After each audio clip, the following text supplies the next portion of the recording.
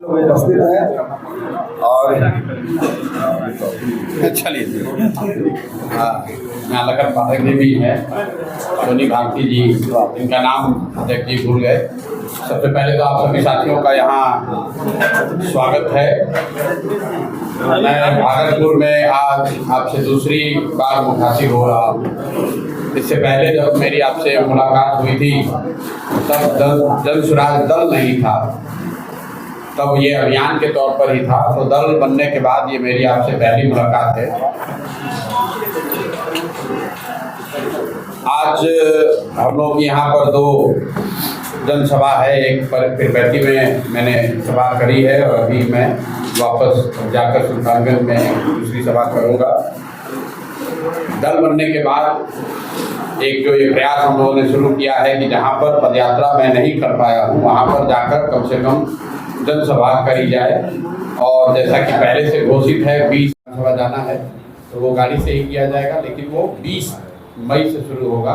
अभी मैं जो पहले से पूर्व घोषित प्रोग्राम है कि जिन क्षेत्रों में मैं पदयात्रा पूरी नहीं कर पाया हूँ वहाँ पर अनुमंडल के स्तर पर जाकर पब्लिक से मिलने का जो काम है वो कर रहे हैं। उसी के तहत आज मैं भागलपुर में हूँ, 2 सभा करनी है। कल मैं बांका में रहूँगा और अब आपके जो सवाल है आप सवाल कर सकते हैं। बहुत बहुत धन्यवाद। सर, बिहार में जाति और राजनीति वोटर जो जातिवाद का जहर भरा हुआ है, इसे कैसे सामना होगा? मतलब पिछले 2.5-3 वर्षों से ये सैकड़ों बार सवाल पूछा गया है और उतनी बार इस बात का हम लोगों ने जवाब भी दिया है। जो भी पहलू समाज में है, समाज की जो भी सच्चाई है वो राजनीति में भी उसका कुछ न कुछ असर होगा। जाति समाज की एक बड़ी सच्चाई है तो उस नज़रिए से राजनीति में भी जाति का प्रभाव पड़ना ही है। लेकिन जाति राजनीति की एकमात्र सच्चाई नहीं है। जाति एक सच्चाई है, एकमात्र सच्चाई नहीं है। अगर ऐसा होता जैसा आप लोग बताते हैं कभी कभी कि बिहार में हर व्यक्ति जाति पर ही वोट देता है, तो पिछले 2.5-3 वर्षों से मैं ये सवाल पूछ रहा हूँ, समझाने का प्रयास कर रहा हूँ कि ये बताइए कि बिहार में मोदी जी को वोट दिया किसने? मोदी जी के जाति का तो कोई बिहार में रहता ही नहीं है। तो आप तुरंत कहिएगा कि भैया वो तो हिंदू मुसलमान के नाम पर, राष्ट्रवाद के नाम पर वोट पड़ता है। तो भाई जाति पर तो नहीं पड़ता है ना, चाहे राष्ट्रवाद के नाम पर पड़े या किसी दूसरे चीज़ पर पड़े। उसी तरीके से 18% मुसलमान साथी लालू जी को वोट देते हैं। वो लालू जी के जाति के तो नहीं है। तो आप कहिए वो इसलिए देते हैं कि भाजपा को नहीं दे सकते, उनके डर से देते हैं, लेकिन वो भी जाति पर तो नहीं दे रहे। कुछ समाज के का एक बड़ा वर्ग या एक वर्ग है जो जाति पर वोट देता है, इसलिए जाति की महत्ता है, लेकिन इतना नहीं है कि सब कुछ जाति पर ही होता है। दूसरी बात ये समझिए कि ऐसा नहीं है कि बिहार अकेले में जाति है। ये बिहार में रहने वाले लोग, यहाँ के नेता, खासकर पत्रकार वगैरह, आप लोगों ने ऐसी भूमिका बना दी है जैसे लग रहा है कि जाति सिर्फ बिहार में ही है। आप मुझे बताइए कि कम्मा रेड्डी कापू आंध्र प्रदेश में है या नहीं? वोकालिका लिंगायत कर्नाटक में है या उनकी राजनीति में महत्ता है या नहीं है? कुणबी मराठा महाराष्ट्र में जातीय आधार पर जो वहाँ पर राजनीति हो रही है उसमें उनकी भूमिका है कि नहीं है? हर जगह जाति की थोड़ी बहुत भूमिका है। ऐसा आप लोग क्यों बताते हैं जैसे लग रहा है कि खाली बिहार में ही जाति है? और ऐसा करके आप बिहार का बहुत बड़ा नुकसान कर रहे हैं। आप लोग मतलब पूरे देश में एक छवि बन गई, भाई बिहार इसलिए पिछड़ा है कि सब चीज जाति पर होता है। अरे भाई गुजरात में जाति पर नहीं हो रहा है ये बात। जितना जाति की महत्ता बिहार में है उतनी ही जाति की महत्ता आंध्र प्रदेश, तमिलनाडु, गुजरात, महाराष्ट्र में भी है। लेकिन वहां पर भी सिर्फ जाति पर निर्णय नहीं होता है, बिहार में भी जाति पर ही सिर्फ निर्णय नहीं होगा। सर, 20 को पदयात्रा सर चलते चलते दल में बदल गई है और लोगों के मन में जानने की इच्छा हो रही कि अभी तक कोई चेहरा सामने नहीं आया है, तो किसका चेहरा नहीं सामने? कैसे पार्टी में जो लोग भाई 1 करोड़ लोगों ने मिलकर 2 अक्टूबर को दल बनाया। राजनीतिक संगठन के तौर पर सक्रियता और कितना ताकतवर हम लोगों का संगठन है इस पर बहस हो सकती है, लेकिन सिर्फ संगठन के विस्तार और उसके स्वरूप को अगर आप देखेंगे तो बिहार में आज जन सुराज से बड़ा राजनीतिक संगठन किसी दल का नहीं है। 243 विधानसभा क्षेत्रों में 550 से ज़्यादा प्रखंड, 150 से ज़्यादा शहरी निकाय, 8,500 पंचायतों में कोई ना कोई जन सुराज के संगठन से जरूर जुड़ा हुआ है। आप कहीं भी क्षेत्र में चले जाइए कहीं पर अगर कोई बैठक हो रही है छोटी बड़ी, तो उसमें ज्यादातर संभावना है कि जनसुराज का ही कुछ हो रहा होगा। यहाँ राजद के, जदयू के कितने संगठन की बैठक होती है, तो राजनीतिक संगठन के तौर पर ऑलरेडी जनसुराज यहाँ का सबसे बड़ा संगठन है, राजनीतिक संगठन है। अब जब चुनाव होगा तो आपको दिखेगा वोट के तौर पर भी, वोट शेयर के तौर पर भी और सीट के तौर पर भी जनसुराज आपको राज्य का सबसे बड़ा दल बनकर दिखेगा। विधानसभा चुनाव में जनसुराज पार्टी एकला चलो नीति पे चलेगा कि किसी गठबंधन से गठबंधन करेगा? मुझे लगता है कि कभी कभी सवाल आप लोग पूछते हैं तो ये नहीं देखते हैं कि उस सवाल पर पीछे क्या जवाब दिया गया। नहीं, पिछले 1-1.5 साल से सवाल ये है, जैसे अन्य दल गठबंधन करते तो क्या आपकी पार्टी विधानसभा चुनाव में गठबंधन करेगी? इतना तो हिंदी हमको समझ में आ रहा है कि आप पूछ रहे हैं सवाल, लेकिन ये 1.5-2 बरस से पार्टी ने, पार्टी के फॉर्मेशन से पहले, फॉर्मेशन के दिन, उसके बाद होने वाली सारी प्रेस वार्ताओं में, सारी जनसंवाद में हर जगह कहा है कि किसी भी तरह का कोई गठबंधन किसी हालात में नहीं होगा। 243 मतलब 243, 242 नहीं होगा, न चुनाव से पहले न चुनाव के बाद। चर्चा लोजपा आर से गठबंधन, आर.के. मिश्रा जी को पार्टी हर जगह क्यों नहीं ले जा रहे हैं? मीटिंग आपकी पार्टी में है ना, आर.के. मिश्रा जी, हर जगह नहीं ले जा रहे हैं। आर.के. मिश्रा को लेकर अब भागलपुर में एसपी रहे तो स्वाभाविक है, वो अपना काम कर रहे हैं। हर व्यक्ति हर जगह तो नहीं जा सकता है। दल में की कोर कमेटी जो है वो 151 लोगों की है, तो 151 लोग हर जगह तो नहीं जाएंगे। जहां मैं हूं वहां आर.के. मिश्रा नहीं है, वहां पर मनोज भारती नहीं है, मनोज भारती जी कहीं और हैं, आर.के. मिश्रा कहीं और है, प्रशांत किशोर कहीं और है, आनंद कहीं और होंगे, अरविंद सिंह कहीं और होंगे, रामबली चंद्रवंशी कहीं और होंगे। दल के सारे लोग एक ही जगह तो नहीं जाएंगे हर जगह। चर्चा जोरों पर है। ये चर्चा आपके पास पहुंची होगी, हम तक तो कोई चर्चा ऐसी है नहीं। जब हमने कह दिया कि हम लोग 243 सीट लड़ रहे हैं, तो पिछली जहां तक हमको जानकारी है बिहार में तो 243 ही विधानसभा है, तो गठबंधन किस पर हो जाएगा? 243 के आगे कोई सीट होगा तभी तो होगा। 243 तो जनसुराज लड़ रहा है। चुनाव में सर कितना मजबूत देख रहे हैं आप अपने आप को? पूर्व के जो उपचुनाव हुए उसमें पार्टी का परफॉर्मेंस और अभी पार्टी का परफॉर्मेंस, इसको लेकर आप क्या समझ रहे हैं? देखिए, पूर्व जो उपचुनाव हुए, कई लोगों ने कहा कि इनकी मुट्ठी खुल गई, तो निश्चित तौर पर मैं उनमें से नहीं हूं जो जबरदस्ती का बात करता है। उपचुनाव के जो नतीजे आए वो निश्चित तौर पर हमारी अपेक्षा के अनुरूप नहीं आए, लेकिन जब वो मुट्ठी खुली, जिसको लोग कहते हैं मुट्ठी खुल गई, तो मुट्ठी में क्या दिखा कि 11 दिन पुराना दल 10% वोट लेकर बिहार में आया। आप लोग तो खुद पत्रकार अनुभवी लोग हैं। बिहार में भाजपा जैसे दल को पहला 10% वोट लेने में 20 बरस लगा है। पिछले विधानसभा चुनाव में भाजपा को 19.6% वोट आया था। कांग्रेस जो सैकड़ों साल पुरानी पार्टी है उसको 9.6% वोट आया था। जदयू को 15% से कम वोट, और कोई भी दल नहीं है जिसको 10% ज्यादा वोट आया। जनसुराज 2 अक्टूबर को बना, 31 अक्टूबर को हम लोग को एक टेम्पररी सिंबल मिला, और ठीक 11 दिन के बाद जब चुनाव हुआ तो उसमें 10% वोट मिला है जनसुराज को। सिंबल की इतनी महत्ता है कि जो लोग आपको वोट देना भी चाहते हैं, अगर उनको सिंबल पता ही नहीं चलेगा तो वोट देंगे कैसे? और ये मेरा आकलन नहीं है। उसी उपचुनाव के बाद एक और उपचुनाव हुआ दिसंबर में, जिसमें सिंबल पर नहीं प्रत्याशी के नाम पर वोट हुआ एमएलसी का। उसमें जनसुराज को 22% वोट आया है, राजद तीसरे नंबर पर रही है और एनडीए का उम्मीदवार चौथे नंबर पर रहा है।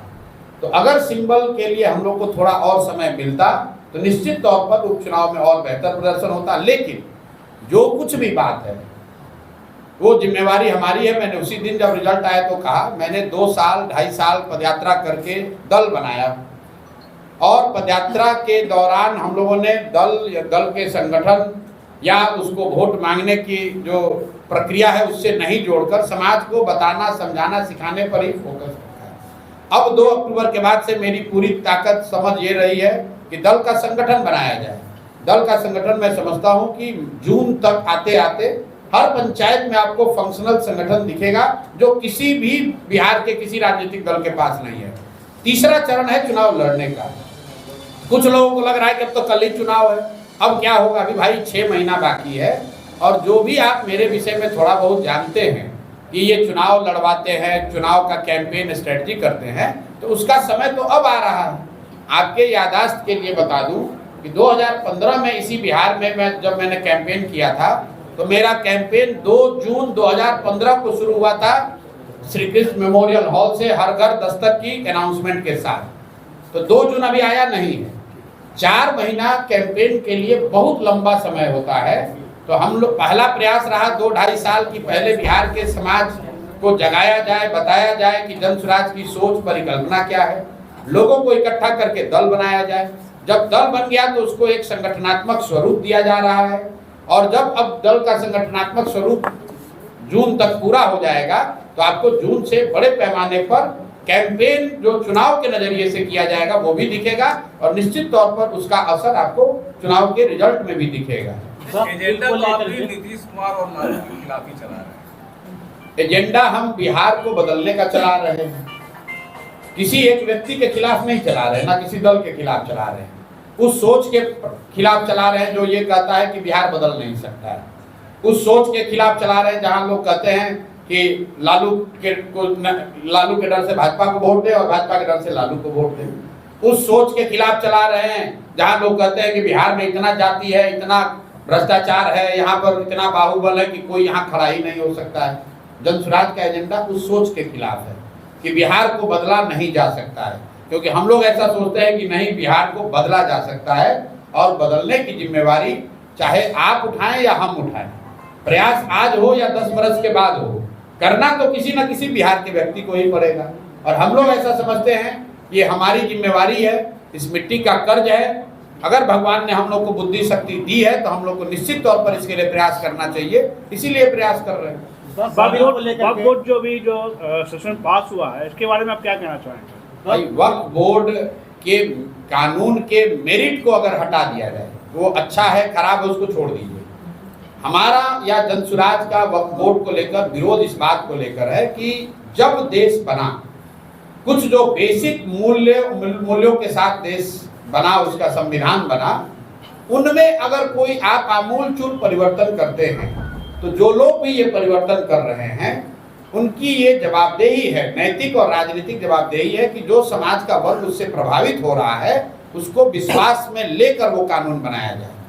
वक्फ का कानून जो बना है, मुझे नहीं लगता है कि भाजपा वाले उस वक्फ में ट्रांसपेरेंसी लाने के लिए या उस कोई फंक्शनिंग को बेहतर करने के लिए लेकर आए हैं। विशुद्ध तौर पर हिंदू मुस्लिम की राजनीति करने का इनका एजेंडा है। इसका प्रमाण ये है कि आप देखिए, पीछे एक कानून आया था सीए एनआरसी का, और भाजपा के समर्थकों को ये बताया गया कि सीए एनआरसी कानून इसलिए देश में जरूरी है क्योंकि यहाँ से मुस्लिम शरणार्थियों को, मुस्लिम आतंकवादियों को हटाना है। कुछ लोगों ने ये भी कहा कि हिंदू खतरे में है, अफगानिस्तान में, पाकिस्तान में, बांग्लादेश में, उनको लाकर देश में नागरिकता देनी है, इसलिए सीए एनआरसी लगाया गया का कानून लाया गया है। अब मैं आपके माध्यम से भाजपा के अपने साथियों से, उनके समर्थकों से पूछना चाहता हूं कि भाई, सीए एनआरसी देश में लागू है, बता दो कि पिछले 2 साल में कितने हिंदुओं को तुमने अफगानिस्तान, पाकिस्तान, बांग्लादेश से लाकर उनको नागरिकता दी है, या ये बता दो कि कितने मुस्लिम आतंकवादियों को तुमने उस कानून के तहत देश से हटा दिया है। अब वो कानून भूल गए। मेरे भाई, सीए एनआरसी इसलिए लाए थे कि बंगाल में 1-1.5 करोड़ वोट पोलराइज करके लिया जा सके। तो इनका एजेंडा है हर साल 1.5 साल में कोई ना कोई एक ऐसा मुद्दा लाओ जिससे समाज में हिंदू मुस्लिम वाली बात चलती रहे। इनका अगर एजेंडा ये होता कि वक्फ में ट्रांसपेरेंसी आए, उसमें जो गलती हुई है उसको सुधार किया जाए। किसी ने मुझे कहा कि वक्फ के कानून से अगर भूमिहीनों को जमीन मिलेगी, आपको क्या दिक्कत है? हमने कहा भाई, तुम कानून पढ़ के दिखा दो। अगर कानून में लिखा हुआ है कि वक्फ की कोई ऐसी जमीन जो गलती से वक्फ के पास है उसको लेकर भूमिहीनों में बांटा जाएगा, कहाँ कानून में लिखा गया है? भाई, इनका उससे कोई लेना देना नहीं है। इन्होंने बस खाली हिंदू मुसलमान करना है, जैसे सीए एनआरसी पर किया, जैसे ट्रिपल तलाक पर किया, जैसे कॉमन सिविल कोड पे कर रहे हैं। इससे कोई लेना देना नहीं। इस भाजपा की सरकार में एक ही दिक्कत है, हम भी मोदी जी के साथ बहुत दिन काम किए हैं, ये गोल पोस्ट बदलते रहते हैं। अभी कल एक रिपोर्ट पढ़ रहा था कि आरबीआई ने सर्कुलर जारी किया है कि 500 के काउंटरफिट नोट बहुत बड़ी संख्या में बढ़ गए। आपको याद होगा जब डीमोनेटाइजेशन किया गया तो कहा गया कि काउंटरफिट नोट खत्म हो जाएगा। आतंकवाद खत्म हो जाएगा। अब कोई सवाल ना उनसे पूछ रहा है ना वो जवाब देते हैं। आप लोग फिर अब नया चीज लेकर आ गए, अब नया चीज बात करेंगे। पहले कहा भाई 5 ट्रिलियन की इकोनॉमी हो जाएगी, अब कोई नहीं पूछ रहा है कि 2014 में कहा कि सारे लोगों को घर मिल जाएगा, फिर 22 में आके कह रहे हैं कि 5 ट्रिलियन की इकोनॉमी हो जाएगी। अब 25 आते आते कह दिया कि हम तीसरे बड़े इकोनॉमी हो जाएंगे। भाई जो पहले कहा था उस पर भी तो जवाब दे दो। कल मोदी जी आ रहे हैं और मैं अच्छा किया कि आपने सवाल उठा दिया। अब मोदी जी से आप लोग को एक ही सवाल आपके माध्यम से पूछना चाह रहा हूं कि 2015 में सर आप आए थे, 1,25,000 करोड़ के पैकेज की घोषणा आपने आरा से बिहार के लिए की थी। 2015 के बाद से लगातार दिल्ली में आप ही की सरकार है और बिहार में भी नीतीश और भाजपा की सरकार 10 में 7 साल रही है। तो कृपा करके ये बता दीजिए कि क्या आपने 1,25,000 करोड़ भेजा कि नहीं भेजा। अगर भेजा तो इसका मतलब है कि आप ही की राज्य की सरकारों ने उसको लूट लिया, या फिर आपने भेजा ही नहीं। तीसरी तो कोई बात हो नहीं सकती, क्योंकि हम लोग तो कहीं देख नहीं रहे। 1,25,000 करोड़ का पैकेज आपको हमको तो कहीं नहीं दिख रहा है। तो दो ही बात हो सकती है, या तो मोदी जी ने भेजा नहीं, या भेजा तो उन्हीं की राज्य सरकार ने उसको लूट लिया। तो मोदी जी को कल उसका जवाब देना चाहिए। सुनिए जरा, आप आ रहे हैं बिहार में मदद करने के लिए। देश के सबसे गरीब और पिछड़े राज्य बिहार में आप आ रहे हैं जनप्रतिनिधियों से संवाद करने के लिए। उसका खर्चा है सैकड़ों करोड़ रुपया। आप लोग देखे होंगे सरकारी आदेश जारी किया गया है, जितने पंचायती राज और जनरल एडमिनिस्ट्रेशन से जुड़े हुए लोग हैं, बजाबता इनको टारगेट दिया गया है 200-200, 400-400 बस करके 10 लाख लोगों को इकट्ठा करने का। ये पैसा कौन दे रहा है? ये पैसा आप और हम दे रहे हैं। मोदी जी बिहार के लिए कुछ करे न करे, 10, 20, 25, 50 करोड़ रुपया हम लोग का लेकर सभा जरूर कर लेंगे और कोई सवाल पूछने वाला नहीं है। ये सरकारी खर्चे पर बिहार की गरीब जनता के पैसे से प्रचार कर रहे हो भैया। अरे भाई, भाजपा के अकाउंट में 3-4 हजार करोड़ रुपया पड़ा हुआ है। अगर सभा ही करना है तो भाजपा से बिल भरिए। बिहार की जनता से उसका पैसा काहे वसूल रहे हैं? जरा पूछिए तो। पर यहाँ भागलपुर के डीएम से, सीडीपीओ से कि लोग कितना बस लेकर जा रहा है मधुबनी कल? आप लोगों ने पूछा है? बजाबता सरकारी आदेश जारी हुआ, सरकारी आदेश जारी हुआ है, सबको टारगेट फिक्स किया गया है कि कितने लोगों को लेकर बस लेकर पहुंचना है। कोई सवाल नहीं पूछ रहा है। चलिए, मोदी जी को तो आप नहीं पूछ सकते, प्रधानमंत्री हम मिलेंगे नहीं। कम से कम जो भाजपा का यहाँ लोकल लीडर है, जो एडमिनिस्ट्रेशन है, उससे तो पूछिए। आरटीआई तो लगाइए कि भाई कितना पैसा बिहार सरकार का खर्च हो रहा है इस पर। नीतीश कुमार जो अभी संवाद करने की स्थिति में नहीं है, उन्होंने शुरू किया महिला संवाद। उसका खर्चा टेंडर है 250 करोड़ रुपया। बताइए, जाते जाते गरीब बिहार जनता का 250 करोड़ रुपया लेकर महिला संवाद शुरू किए हैं। मतलब किसी एक कॉन्ट्रैक्टर को 250 करोड़ रुपया दे दिया गया कि गाड़ी और वीडियो चलाओ, और ऐसे व्यक्ति का चलाओ जो व्यक्ति खुद संवाद नहीं कर सकता है। उसका जब फ्लैग ऑफ किए तो उसमें एक शब्द बोले नहीं, क्योंकि उनकी मानसिक शारीरिक स्थिति नहीं है कि भाषण दे पाए। प्रशांत जी, एक बात बताइए, जो कश्मीर में जो घटना हुई इसको कैसे देखते हैं? बिल्कुल इसकी निंदा करते हैं, दुखद है। और पहले हम लोगों ने ऑलरेडी जनसुराज से कहा है, इस तरह की घटनाएं निंदनीय है। निहत्थे टूरिस्ट पर आकर गोली चलाना, उनकी हत्या करना, ये जघन्य अपराध है। और ये दिखाता है कि आतंकियों के और आतंक के जो जड़ें हैं वो राजनीतिक नारों के देने से नहीं खत्म होने वाला है। जो बताया जा रहा था कि सब कुछ अच्छा हो गया, जरूर पीछे कुछ सालों में सुधार दिखा था, क्योंकि कश्मीर में जिस तरह का टूरिज्म बढ़ा है या कुछ इस तरह की घटना सुनने को नहीं आ रही थी, तो देश में एक भरोसा धीरे धीरे बनता जा रहा था कि लगता है कि आतंकवाद पर कुछ हद तक काबू पा लिया गया है। लेकिन कल जो घटना हुई है वो दिखा रहा है कि आतंक और आतंकवादियों की जो जड़ें हैं वो इतने कमजोर अभी नहीं है। बहुत लंबे संघर्ष की, शायद ऑल टाइम संघर्ष की जरूरत है। तो बिल्कुल इसकी हम लोग निंदा करते हैं, इसकी भर्त्सना करते हैं। जिन शब्दों में इसकी निंदा की जाए वो कम है। मुर्शिदाबाद पे चुप्पी क्यों है सर? किसकी चुप्पी? बंगाल में किसकी चुप्पी? मेरी चुप्पी? मेरे भाई, ऐसा है, आपने तो कोई पूछा नहीं सवाल कि हमने जवाब नहीं दिया। और हम बिहार में हैं तो केरल में भी कोई घटना हो रही है, तमिलनाडु, आंध्र प्रदेश में भी घटना हो रही है। तो आप क्या कहते हैं कि हम पीरपैंती में आकर मुर्शिदाबाद की चर्चा करें, जूनागढ़ की चर्चा करें, केरल की चर्चा करें कि पीरपैंती की चर्चा करें। आप अगर सवाल पूछेंगे तो प्रशांत किशोर हर सवाल का जवाब दे ही रहे हैं, रोज मिल रहे हैं, मीडिया से मुखातिब हो रहे हैं। 2025 में मुर्शिदाबाद की घटना बिल्कुल गलत है, उसको आप जातीय के हिंसा में शामिल हो रहा है। वो हिंदू हो, मुसलमान हो, सिख हो, अगड़ा हो, पिछड़ा हो, कोई भी हो, उसकी भर्त्सना होनी है, उसकी शिकायत, उसकी निंदा होनी है। इसमें कहीं कोई इफ बट किंतु परंतु नहीं है। पूरा कहलगांव विधानसभा जो है वो फ्लाई एक्ट से परेशान है। 10 से 15 हजार बच्चे रोज कहलगांव से आसपास के इलाके से स्कूल में आते हैं और सांसद और विधायक वहां के पूरे मौन है और जनता धूल फाँक के मर रही है।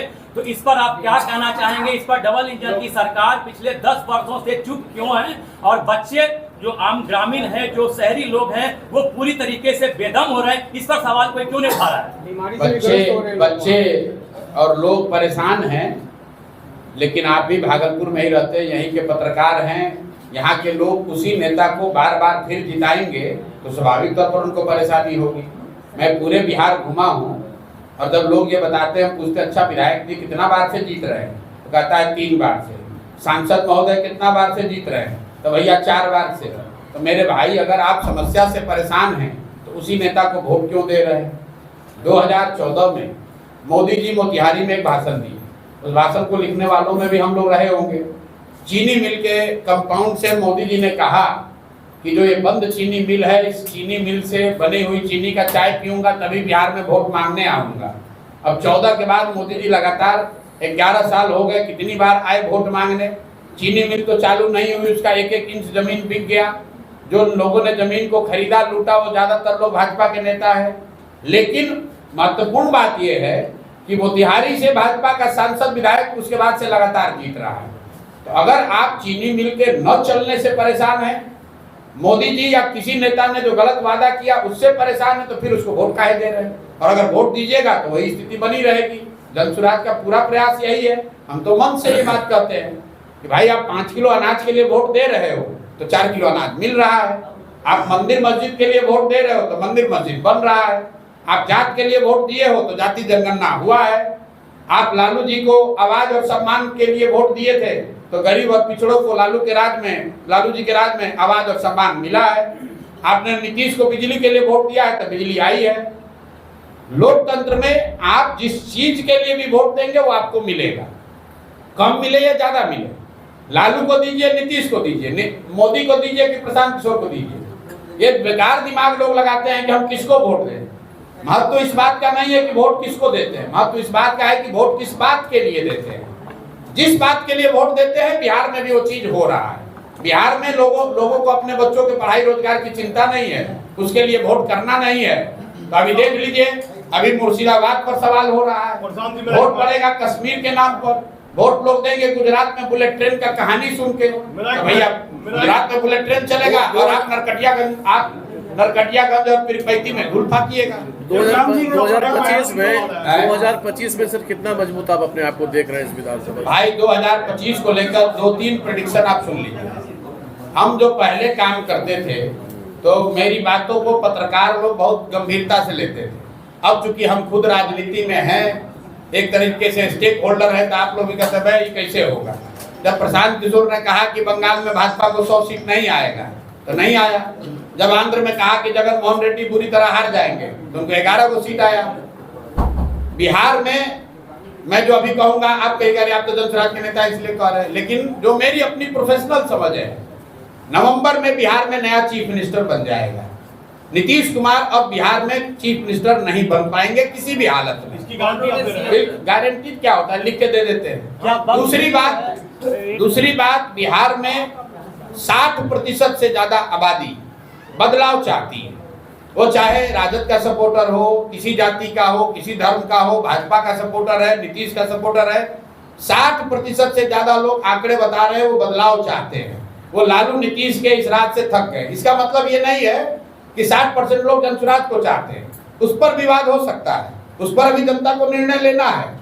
लेकिन 60% से ज्यादा लोग बिहार में बदलाव चाहते हैं। अब आप कहिएगा कब निर्णय लेंगे, तो डेटा और साइंस ये बताता है कि 25% वोटर, याद रखिए इस बात को, करीब करीब 25% वोटर चुनाव के 3 दिन पहले 72 घंटे में निर्णय लेता है। तो आपके हमारे लिए जरूरी ये है जानना कि बिहार में बहुतायत संख्या में 60% से ज्यादा लोग बदलाव चाहते हैं। अब बदलाव के वाहक के तौर पर जिस पर भी उनका विश्वास बनेगा, जो भी सबसे ईमानदार और सशक्त विकल्प जनता को दिखेगा, वो जीत कर आपके आएगा। एजेंडे में सबसे मजबूत आधार क्या है जो जनता आपको चुनेगी सर? भाई, हमारे एजेंडे में सबसे मजबूत आधार ये है कि बिहार में जाति, धर्म, नाली गली 5 किलो अनाज से ऊपर उठकर शिक्षा और रोजगार की राजनीति होनी चाहिए। बिहार की जो सबसे बड़ी समस्या पलायन है, उसकी बात होनी चाहिए। और आप देख रहे हैं कि पहली बार राजद और जदयू जैसे दल भी पलायन की बात कर रहे हैं। तो जन सुराज की क्या ताकत है, ये तो आपको अभी दिख रही है। बिहार की राजनीति में पहले कभी पलायन पर आपने चर्चा सुनी हो, कभी शिक्षा पर बात सुनी हो तो बता दीजिए। पहली बार लोग शिक्षा और पलायन की बात कर रहे हैं, रोजगार की बात कर रहे हैं। ये जन सुराज की ताकत नहीं है, ये लोकतंत्र में विकल्प होने की ताकत है। जिस दिन लोगों के पास विकल्प मिल जाएगा तो जो दल अभी पहले से बने हैं उनको भी जनता के मुद्दों पर जवाब देना पड़ेगा, क्योंकि अभी तक वो मुद्दों की बात इसलिए नहीं करते, उनको मालूम है कि काम करे चाहे नहीं, डर के मारे हम ही को वोट देगा। अब जब विकल्प एक मिल गया है तो सबको जवाब देना पड़ेगा।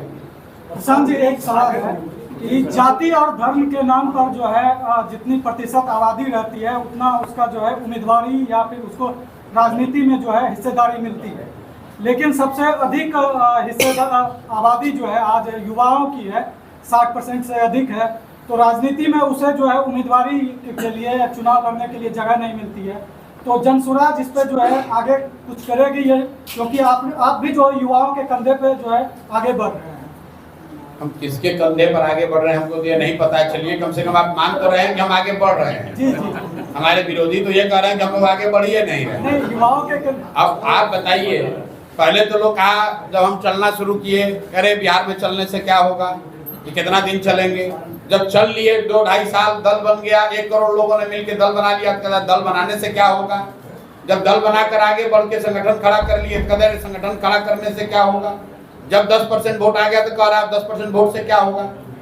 मेरे भाई, अगर हम लोग की नियत में, हम लोग के प्रयास में ईमानदारी है तो परिणाम मिलेगा ही मिलेगा। बात प्रशांत किशोर की नहीं है, बात जन सुराज की नहीं है। बिहार की जनता त्रस्त है, 30-35 साल से उसके सामने विकल्प नहीं है। अब एक विकल्प जो भी अगर सामने आ रहा है तो जनता उसको बहुत करीब से देखेगी, चर्चा करेगी। अब हम लोग की जिम्मेवारी है, अगर हम लोग के चरित्र में, हम लोग के व्यक्तित्व में, हमारे आचार विचार में वो प्रभाव होगा, वो सच्चाई होगी, वो ईमानदारी होगी तो जनता हम लोग को चुनेगी। अगर हम लोग में कुछ कमी रह जाएगी, जनता नहीं चुनेगी। प्रशांत जी, एक सवाल है, इतनी बड़ी अब खत्म कीजिए हमारी ये इतनी बड़ी पार्टी है, सृजन घोटाले पर आपने सवाल क्यों नहीं किया? किस पर? कितने लोगों का खाता खुला भागलपुर में? किस पर? सृजन घोटाला सबसे बड़ा घोटाला। भाई, अब देखिए, हमने तो भागलपुर दंगों की भी बात नहीं की। तो जब हम राजनीति में उस समय थे ही नहीं, सृजन घोटाला जब हुआ या जब उसकी चर्चा हुई, हम तो चारा घोटाला की भी बात नहीं करते हैं। सृजन घोटाला हम तो वही बात करेंगे ना, हम शराब माफिया की बात करते हैं, हम बालू माफिया की बात कर रहे हैं, हम भूमि सर्वे में राजस्व विभाग के द्वारा जो घर घर से उगाही हो रही है उसकी बात कर रहे हैं, हम नीतीश कुमार के शारीरिक और मानसिक हालात की बात कर रहे हैं, हम मोदी के पैकेज और पैकेज के न देने की बात कर रहे हैं। हमारे समय काल खंड में जो विषय होगा उसी की तो बात करेंगे। अब कि श्री कृष्ण बाबू के टाइम में बिहार का क्या मुद्दा था उस पर चर्चा हो सकती है, लेकिन वो राजनीतिक तौर पर उस पर रोज टीका टिप्पणी करने को पैसा। देखिए, मैं जो व्यक्ति राजनीति में नहीं है उन पर टीका टिप्पणी करना उचित नहीं समझता। लालू जी के परिवार से भी जो उनके सदस्य राजनीति में नहीं है, मैं उन पर टीका टिप्पणी नहीं करता। मैं जहाँ तक मैं जानता हूँ, नीतीश जी के लड़के अभी राजनीति में नहीं है, और जब वो राजनीति में आए तब उस समय टीका टिप्पणी की जाएगी। ये तो पत्रकारों का अपना स्पेकुलेशन है कि अब आ रहे हैं, कल आ रहे हैं, परसों जा रहे हैं। जहाँ तक मेरी जानकारी है वो राजनीति में अभी नहीं है। जब आ जाएंगे तो लोकतंत्र है, सबका स्वागत है। इस समय चर्चा होगी उस पर बात होगी। अभी एक और एक आईजी प्रशासनिक अफसर लांडे विकल्प के तौर पर उन्होंने भी एक अपने दल का गठन नहीं जानते हैं हम ज्यादा उनके बारे में, नहीं जानते हैं साहब। इतने अफसर हैं, कितने लोगों को हम लोग जानते हैं। भागलपुर की कोई समस्या मुद्दा आप क्यों नहीं उठाते हैं? भागलपुर से भागलपुर की किस समस्या, आप भागलपुर की कौन सी समस्या ऐसी है जो दूसरे जिलों की समस्या नहीं है? चुनाव में एक मिनट, आप कह रहे हैं भागलपुर की समस्या नहीं उठा रहे, क्या ध्वस्त शिक्षा व्यवस्था भागलपुर का विषय नहीं है? क्या यहाँ से गरीब लोगों के पलायन का मुद्दा भागलपुर का मुद्दा नहीं है? क्या भूमि सर्वे में हो रहा जो भ्रष्टाचार है वो भागलपुर के लोगों का मुद्दा नहीं है? क्या घर घर बिक रही शराब और शराब माफिया भागलपुर का मुद्दा नहीं है? क्या बालू माफिया और बालू का अवैध कारोबार भागलपुर का मुद्दा नहीं है? क्या स्मार्ट घोटाला मुद्दा नहीं है? अरे भैया हजारों खाता खुला है, अरे आप का पैसा चला गया है। चलिए आप उम्मीदवार होंगे अपनी पार्टी से? मेरी पार्टी अगर तय करेगी कि मुझे उम्मीदवार बनना है तो मैंने पहले भी कहा है कि अगर पार्टी कहेगी तो उम्मीदवार होंगे। पार्टी जो तय करेगी वो करेंगे, जहाँ से तय कर देगी वहाँ से। कोई इतनी दिक्कत नहीं। स्वस्थ है ना? अब नीतीश जी स्वस्थ है कि नहीं, आपका चैनल का नाम है आप तक, तो आप पहुंच जाइए नीतीश तक और नीतीश तक पहुंचकर ये सवाल पूछिए कि सर क्या आप स्वस्थ हैं? क्योंकि बिहार की जनता के मन में आपके हाव भाव से, आपके वक्तव्यों से ऐसा बिहार की जनता को लग रहा है कि आप शारीरिक और मानसिक तौर पे स्वस्थ नहीं है। तो आप तक के दर्शक ये जानना चाहते हैं कि आप स्वस्थ है कि नहीं, और हमने उसका एक फॉर्मूला भी दिया कि चलिए जांच वोच कैसे होगा। कम से कम नीतीश जी आप ही के चैनल पर कैमरे पर आकर अपने मंत्री परिषद के साथियों का नाम बता दें तो हम लोग मान लेंगे कि वो स्वस्थ हैं। जहाँ तक मैं जानता हूँ नीतीश कुमार को अपने मंत्री परिषद के सदस्यों का नाम तक आज की तारीख में याद नहीं है। नहीं, आपने कहा कि 25 पे अब जो है नेक्स्ट टाइम वो आने वाले नहीं, वो तो स्वस्थ रहते तब भी नहीं आना था, अभी तो अस्वस्थ है।